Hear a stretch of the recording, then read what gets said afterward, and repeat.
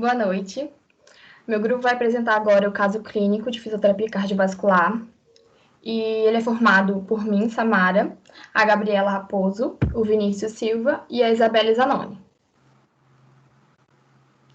O nosso paciente é um senhor de 65 anos, caucasiano, trabalha com agricultura, ele tem 90 quilos de peso e 1,62 de altura. Ele tem um histórico aí de tabagismo e dislipidemia, e ele deu entrada no hospital com uma dor muito forte na região precordial, com irradiação aí para o braço esquerdo e para a região de mandíbula. Ele foi atendido, medicado, foi feito exames e o resultado indicou aí um possível infarto agudo do miocárdio. Então, ele foi submetido à cirurgia de revascularização e ficou internado aí pelo período de 20 dias de pós-operatório. A queixa principal do paciente é a dificuldade de puxar o ar e tossir, porque ele sentia dor assim no peito. E ele também relatou que sentia que quando ia ao banheiro, ele se sentia cansado e sentia fraqueza nas pernas. Outra queixa era que ele não conseguia levantar o braço dele para cima, porque parecia que alguma coisa prendia o braço.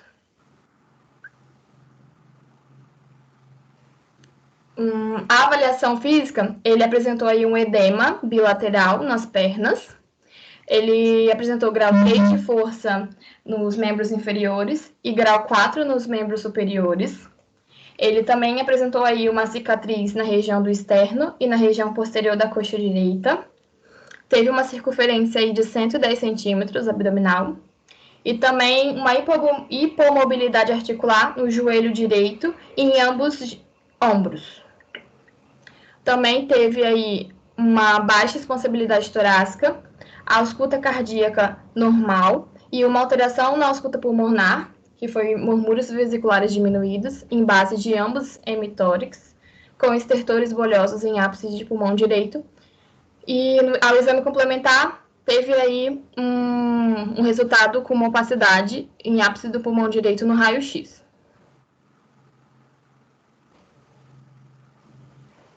Diante desse caso aí, fica evidente a necessidade do acompanhamento do fisioterapeuta no tratamento de um paciente cardiopata. E esse tratamento tem como objetivo aí propiciar a melhor condição física, mental e social para o paciente e garantir também uma vida dinâmica e produtiva. Então, o fisioterapeuta ele vai acompanhar o paciente aí em todas as fases a fim de alcançar o objetivo. Então, nós vamos às fases. A primeira fase é a fase hospitalar, que compreende aí o período desde quando o paciente ele dá entrada no hospital e ele é avaliado, até quando o paciente ele tem a sua alta. Nos casos que os pacientes eles necessitam de algum tipo de cirurgia, o fisioterapeuta ele pode atender desde o pré-operatório até o pós-operatório. E o principal objetivo da fisioterapia nessa fase é a alta o mais rápido possível do paciente e a sua melhora da condição física e psicológica. Então, nessa fase, o fisioterapeuta ele vai trabalhar mais com exercícios de baixa intensidade, com exercícios respiratórios para prevenir obstruções, garantir a manutenção da funcionalidade dos pulmões. Então, ele pode utilizar aí exercícios ativos, assistidos e ativos só, para garantir a amplitude do movimento do paciente. Ele também pode utilizar aí da deambulação, para evitar os efeitos prejudiciais do repouso, da internação. E trabalhando tudo isso, o fisioterapeuta ele deve ficar atento aos sinais e sintomas da intolerância ao exercício do paciente. E nessa fase também já inicia aí a parte da educação do paciente, quanto à adoção de um estilo de vida mais saudável. Também é muito importante ressaltar que antes de você iniciar um programa de exercício, você tem que fazer uma anamnese bem feita, um exame físico e um teste progressivo para você facilitar a melhora do paciente e não acarretar riscos. A fase 2, que é a fase ambulatorial.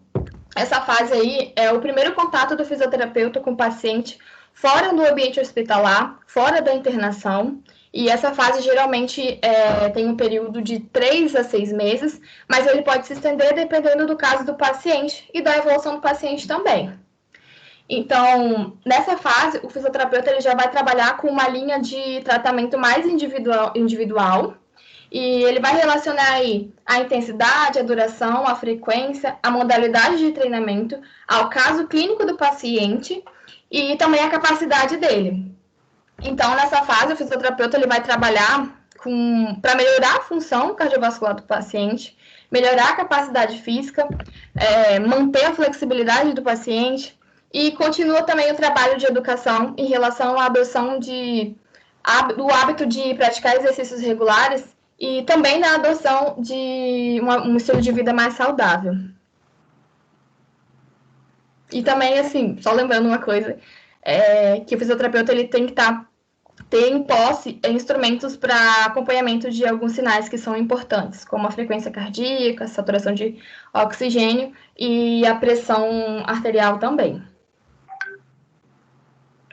Quanto à fase 3, já é relacionado aos centros especializados, né?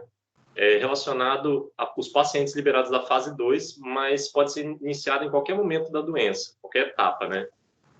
A duração prevista aí é de 6 a 24 meses, e os exercícios ainda vão ser supervisionados pelo fisioterapeuta, né, pelo médico, quanto aos sinais mesmo fisiológicos, que é frequência cardíaca, pressão arterial e a saturação de oxigênio. Nessa etapa aí, o fisioterapeuta ele tem o objetivo de desenvolver a condição física, adaptações do sistema cardiovascular, né, devido a essa cirurgia, promoção do bem-estar, melhora da qualidade de vida e reduzir, assim, tudo que pode acarretar alguma complicação clínica nesse paciente. E, assim, ele pode retomar suas atividades de vida diária. Na fase 4, já começa a questão da fase não supervisionada. Ela não é necessariamente 100% não supervisionada. O que acontece é que a duração, né, não é delimitada, então pode variar, vai depender do quadro do paciente, da necessidade, e também não tem obrigatoriedade, assim como a fase 3, do paciente ter vindo da fase 3, nesse caso, né, ser fase 4. As atividades ela tem que respeitar a disponibilidade de tempo, as preferências do paciente e considerar também, né, os recursos materiais e humanos. O fisioterapeuta vai estabelecer e demonstrar as atividades que são adequadas para aquele paciente, como a Samara falou, essa questão aí de adaptar, né, os exercícios, fazer um plano mesmo para ter essa melhora do paciente. E, no caso, o fisioterapeuta vai orientar quanto à carga, as repetições individualmente e, periodicamente, vai comunicar com o paciente para garantir que esteja sendo feito os exercícios e esteja sendo feito de forma eficaz. Nessa etapa aí, o objetivo é manter a prática de exercício e estender a um grupo maior de pacientes e pode levar em consideração também atividades em grupo, aumentando a manutenção da aptidão física, melhorando a potência aeróbica e capacidade funcional também.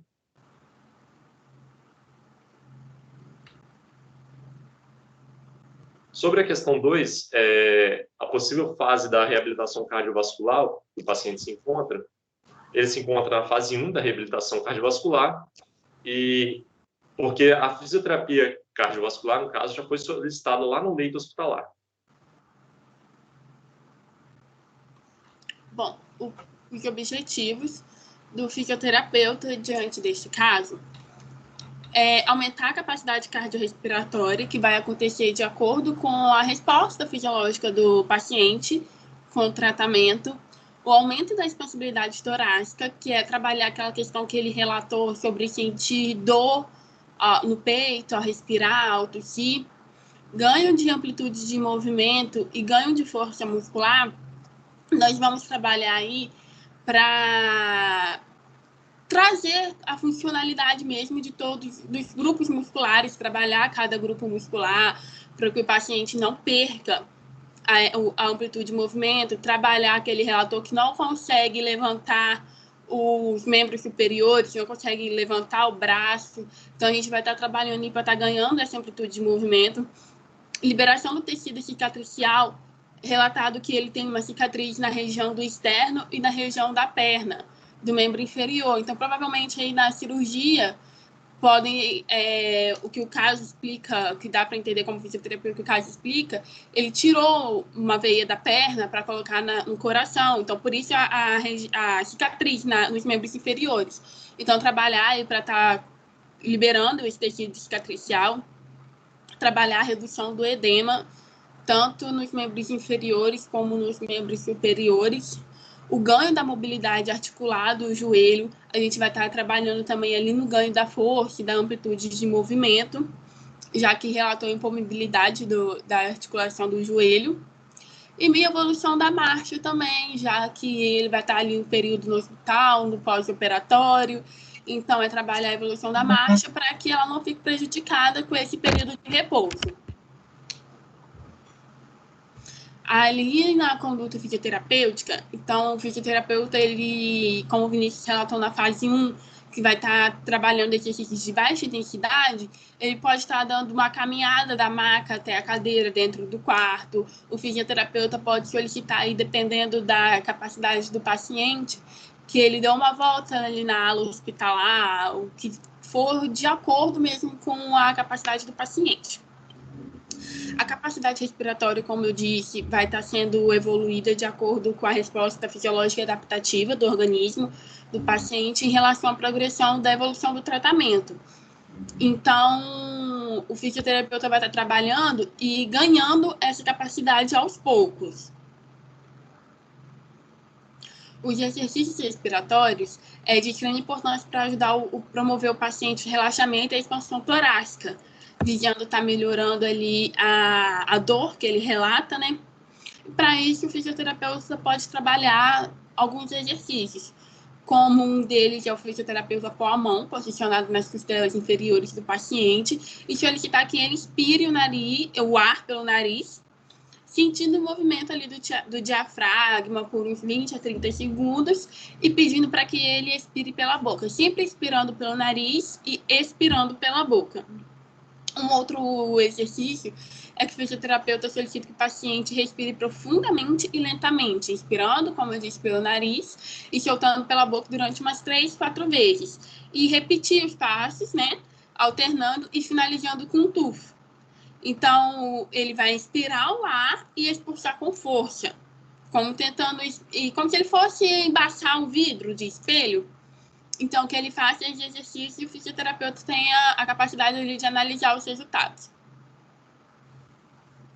Bom, a gente também vai entrar com exercícios ativos assistidos e ativos visando o ganho de força muscular, da amplitude de movimento, bem como o ganho da mobilidade articular também dos joelhos e dos membros superiores. Para isso, a gente cita, por exemplo, o exercício ativo de membro inferior para ganho de força muscular e propriocepção, onde serão 2 séries de 10 repetições com um intervalo de 30 segundos de um agachamento. Ele vai sentar e levantar da cadeira, enquanto o fisioterapeuta mantém o apoio para o paciente, além de orientá-lo a agachar sempre até o seu limiar. Outro exercício seria o exercício ativo de membro inferior, também para ganho de força, onde seriam 2 séries de 10 repetições com um intervalo de 30 segundos, com o paciente posicionado em pé, mantendo apoio na parede ou até mesmo na maca, e realize os movimentos de abdução dos membros inferiores bilateralmente, sendo obrigatoriamente 2 séries de 10 repetições para cada membro. E outra variação desse exercício seria o paciente agora posicionado em pé, mantendo o apoio na parede ou na maca, realizando os movimentos de flexão dos joelhos. Além disso, também temos outra variação de exercício ativo para membro inferior, visando o ganho de força, que seriam as 2 séries de 10 repetições com intervalo de 30 segundos, da compressão da bola entre os joelhos, fazendo o movimento de adução. Outra variação é o exercício ativo para ganho da força muscular e até o alongamento dos membros superiores, onde são solicitadas 2 séries de 12 repetições com intervalo de 30 segundos de uma elevação frontal com um bastão, ou até mesmo sem o bastão dos ombros. Outra variação seria a extensão posterior dos ombros com esse bastão. Mais uma variação de exercício ativo resistido para membro superior seriam 2 séries de 10 a 15 repetições com um intervalo de 15 segundos, mantendo a realização da abdução dos membros superiores com a faixa elástica. Em relação ao treino de marcha, É evidente que o fisioterapeuta deve estimular as caminhadas com posturas adequadas, mantendo sempre o padrão de marcha. E para atingir esse objetivo da evolução da marcha, o fisioterapeuta pode fazer uso de alguns recursos, como sarabandes, marcações ou caixas no solo, além de incluir as marcações com uma linha reta no chão ou até mesmo com uma fita ou uma corda, solicitando que o paciente ande sobre a mesma, trabalhando essa questão do equilíbrio e da propriocepção do mesmo. Outra variação de exercício ativo com o TheraBand para o treino de marcha seria 4 séries de 10 passos, ida e volta, com os intervalos de 20 segundos, onde o fisioterapeuta vai posicionar o TheraBand na canela do paciente, mantendo a estabilidade desse paciente e acompanhando a execução do exercício, solicitando que o paciente dê 10 passos lateralmente, mantendo os joelhos levemente flexíveis. E outra variação desse mesmo posicionamento é que o fisioterapeuta vai posicionar o TheraBand no tornozelo do paciente, mantendo essas 4 séries de 10 passos, ida e volta, com esse intervalo de 20 segundos, pedindo o paciente agora para fazer a flexão dos joelhos.